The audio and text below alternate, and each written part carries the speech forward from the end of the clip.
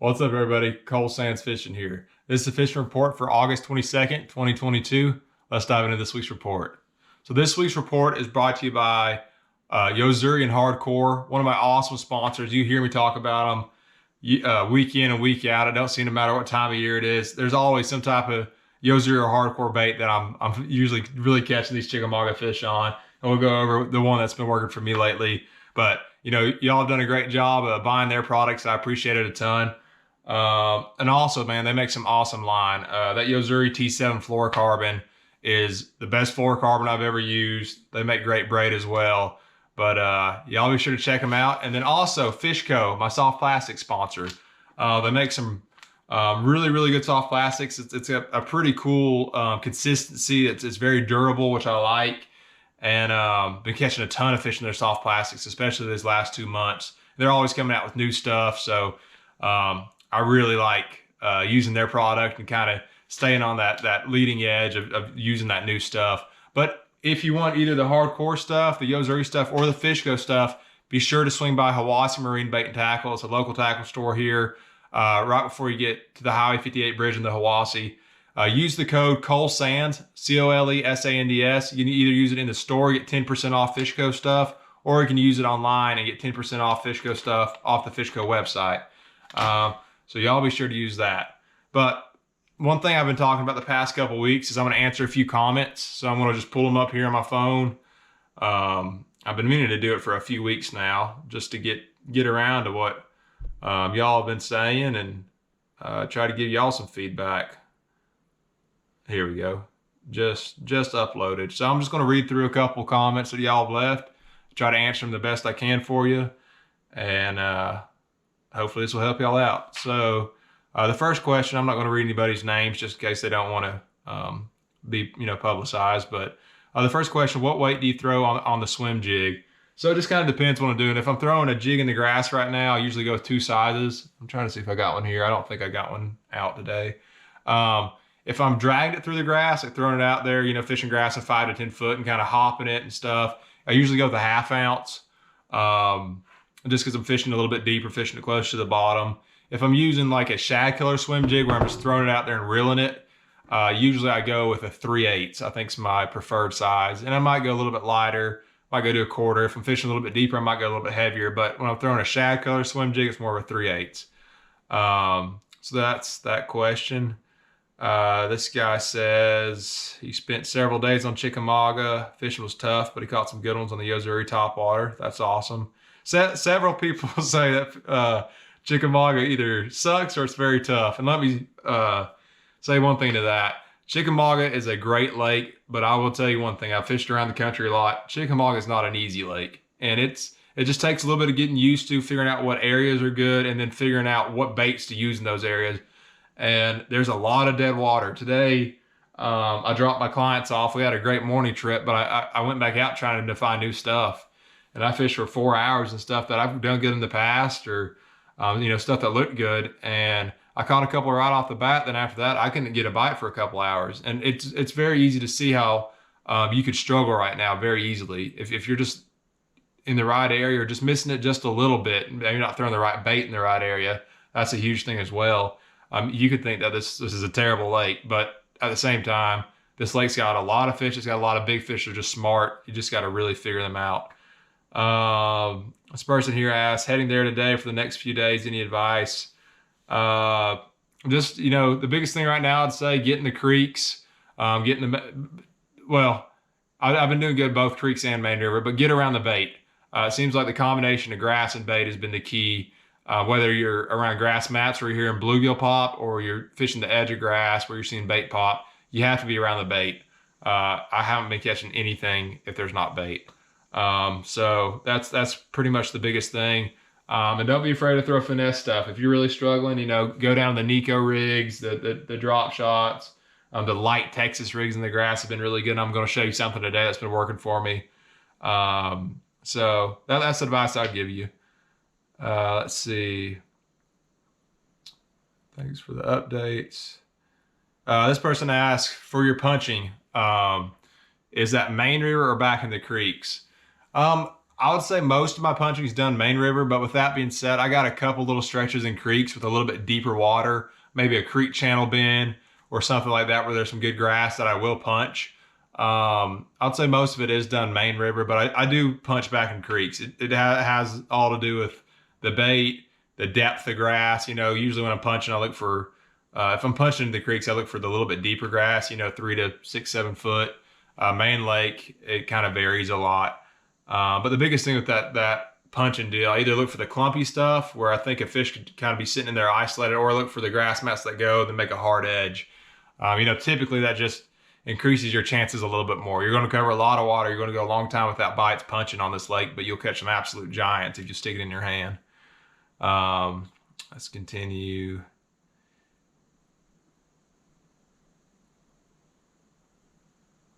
This person asked, give us the juice, not what baits you like.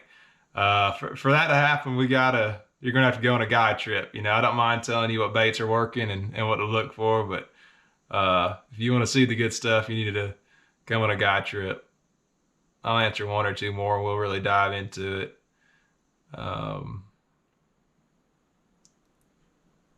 What lures do you recommend for nickajack? This person asked. Pretty much the same deal. The topwater bite's been really strong on nickajack. Taking that pencil popper from Yozuri, going around the grass mats, and then also taking the hardcore popper is something I would do. And besides that, you know, Cinco, just a light Cinco on the edge of grass is usually really good as well. Okay, this is the last one I answer. And if y'all have any more questions, just leave them in this week's report, and I'll try to get to them. I actually want to answer two more.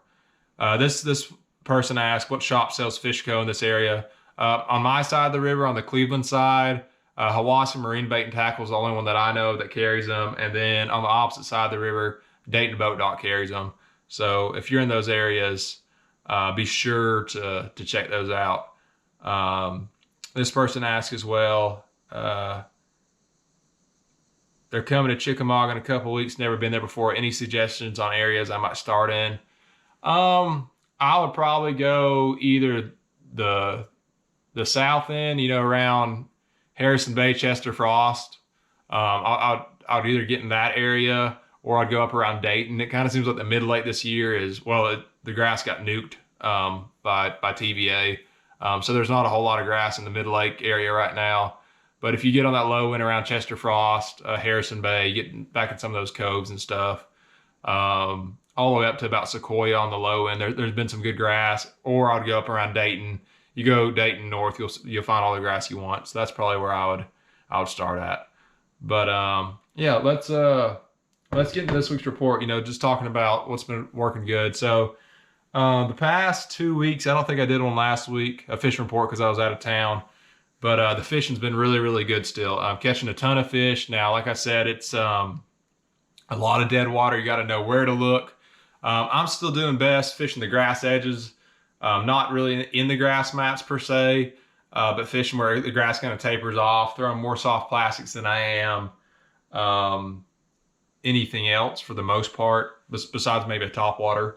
Have been catching a few punching. And one thing I am seeing is that I think the frog bite this year, and I haven't done it yet. I've heard of a few people, and I know a few people throwing it and catching a few. I think the frog bite's actually going to start a little bit early this year. A lot of the grass mats are topped out now. There's some bluegill popping in them, and they're going to get good here soon. Especially if we get a couple cold nights, get a good good frost on them, which it's going to be a while before we get that. But if it'll just chill, cool off a little bit, push some more of those fish in the grass, I think you'll see a frog bite. Maybe even pick up as early as September, because typically it don't really get good here until October or November, for me anyways. I know some people probably catch them a little bit earlier, but for me it's always October, November. The earliest, maybe latest September. So fishing's been good, catching a lot of numbers, really, really good numbers, and catching some good size mixed in. So let's go through the baits that have been working. As far as in the grass, what we talked about, the grass mats, and I kind of talked about punching for a second. Like I said, I ain't catching a bunch doing this, but I'm catching some good quality. Taking 1.5 ounce tungsten weight. One thing I like to do is put 2 bobber stops. It keeps it from sliding up. Throwing the hematoma fish co. What's the name of this? The creature crawl. This has also been a good color too, that crawdad. But the hematoma's been a good one. I've been flipping it with a punch skirt and without. Just trying it, a little bit of both. I've actually done probably a little bit better without the punch skirt. And does it make a difference? I don't know. I just kind of think if you hit one in the head when he's ready to bite, he's going to bite. 65-pound braid, Hydrilla Gorilla Witch Doctor tackle rod. This rod is a beast. If I hook them on this thing, they usually go in the boat. And I've boat flipped some really big ones on it. But fast gear ratio 8:1 to 1. We'll talk about something else that I just started doing, and I don't even know if I should share it, but I'm going to just to help y'all out. But that has been this stupid little thing right here. I know it looks ridiculous, but it's been catching some good fish. One thing I've been doing is throwing just a little 1/8 ounce Texas rig and then a soft plastic on the back. And that's been a good bait for the past couple months. And when I'm doing this, I actually don't peg it. I like for it to slide. And allowing it to slide, I just think gives it a supernatural fall, just a little bit of slower fall approach. Throwing this on 16-pound T7 fluorocarbon, 7.2 medium heavy Witch Doctor Tackle Shaman series rod, super sensitive. And then I got this actually on like I think an 8:1 to 1 gear ratio. I got it on a pretty fast gear ratio because they've been biting and swimming at me pretty quick. But been throwing this worm on it a lot, which is the Double Deuce from Fishco, which is basically an oversized Ned rig. But what I really like about it is the plastic consistency. You get a lot of fish, super natural looking. Green pumpkin's been really good, and so has the crawl orange swirl. But the one thing I have been doing the last little bit, because they've been chasing a little bitty bait, I've been adding a little tail spinner in it. And I feel like it has got me a few extra bites. But I think the biggest thing with this is throwing that super light 1/8 ounce weight, tungsten weight. And it's such a natural fall. But that's something I've been doing and getting a few extra bites throughout the day. I've also been throwing the 6-inch finesse worm from Fishco and peanut butter jelly and green pumpkin, throwing it on the same setup minus the spinner. But what I really like about that Double Deuce is that spinner fits in the back of it perfectly. And it's just the perfect kind of diameter for it. So that's been a good bait as well. Something new I ain't talked about. Other baits. Let's see, I've been throwing I'm going to grab one real quick. Make sure I tell y'all what color this is.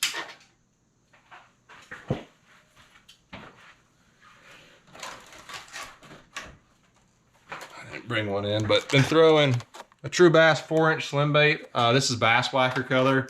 Throwing this on a weedless just swim bait hook. I got like a little 16th ounce weight on it. Been burning it around the edges of grass, been slowing it down a little bit. But I'm able to throw that when I rig it weedless, throw it in the grass, reel it out. Been throwing it on either 20-pound fluorocarbon or I think like 40-pound braids, what I got it on one rod. But that's been good as well. What you can also do is just use a normal worm hook, put a little, like a 16th ounce weight in front of it and peg it. That's something I do often as well. But that's always a good color this time of year in Chickamauga, especially on the cloudy days. That Bass Whacker is a really, really good color. And as far as the rod goes, 7.2 heavy Witch Doctor tackle rod. And then stuff you've heard me talk about every week. You're probably tired of it. But Nico rig's still been good. Getting some good bites on it. Green pumpkin, blue swirl, 10-pound braid, 10-pound fluoro leader, Yozuri on both of those. And then 7.2 medium action Witch Doctor Tackle Shaman series rod. And then on the same rod, I've also been throwing a drop shot. Now, drop shot's a bait I throw on everything. I mean, it don't matter what structure it is, I'll throw that thing just about anywhere. Have been throwing a little bit longer leader lately. Been throwing like probably 1.5 feet. I think it has helped a little bit on certain days. 10-pound fluorocarbon to 10-pound braid leader, same rod setup. And then last but not least, like I said, it's not that hard right now. You keep it pretty simple. Get you about 5-6 rods on the deck. And actually, I'll probably add one more that I don't have out, but that I got grass all over it. That popper, that hardcore popper, you've heard me talk about it a lot. And that color right there, I think it's the Ghost Pearl Shad, I believe. Yes, that's the Ghost Pearl Shad. That's the only size popper that Hardcore makes, so it's easy to find. Hiwassee Marine does have a few of these in stock. I think that a lot of them sold out. I think they got 1 or 2 left though, so if you want to go get some, you better get them now. Just throwing it around. I really like that feather treble. I do think it gets some bites this time of year that you might not get just because they are in such small bait. I got that on mono right now, just to make it look a little bit more natural. I caught some fish on it this morning. As far as the rod goes, 7.2 Sermon series Witch Doctor tackle rod, and this is the one that has the glass tip, which just allows for a lot higher landing percentage. And then on the gear ratio, it don't matter all that much throwing a popper, but I think it's a 7:1 to 1. Which I don't have a reel sponsor. I like Abu Garcia. They all make good reels at this point, but that's pretty much it. As far as what to look for, like I said, the punching deals, you know, kind of finding those edges. That swim bait deal on the edge of grass, I'm seeing a lot of fish start to push on that edge, and they can be a little bit tricky to catch, but that swim bait deal can be really good, and it allows you to cover a ton of water. That deal's just been put that trolling motor on high and going. It's kind of the same way with the punching deal. I haven't really found a really good pattern, like where I can say, okay, I'm about to get bit here. There's certain areas that look a little bit, you know, higher percentage. Maybe it's a point or a ditch or something like that. But for the most part, still doing a lot of my damage either on the top water. For the top water, I'm looking for the grass clumps. That's, you know, like a foot under the water, 2 feet. Using my water lens sunglasses to see those clumps. And then just using the soft plastics, you know, that light Texas rig, throw that Nico rig around the grass some too, has been really productive for me. So that's pretty much it for this week. You know, y'all leave your comments, and good luck on the water. I should be back next week for another report, and then after that I'm gonna be gone for probably several weeks on a crazy tournament schedule, but I look forward to it. But thank y'all for the support, and I'll catch y'all next time.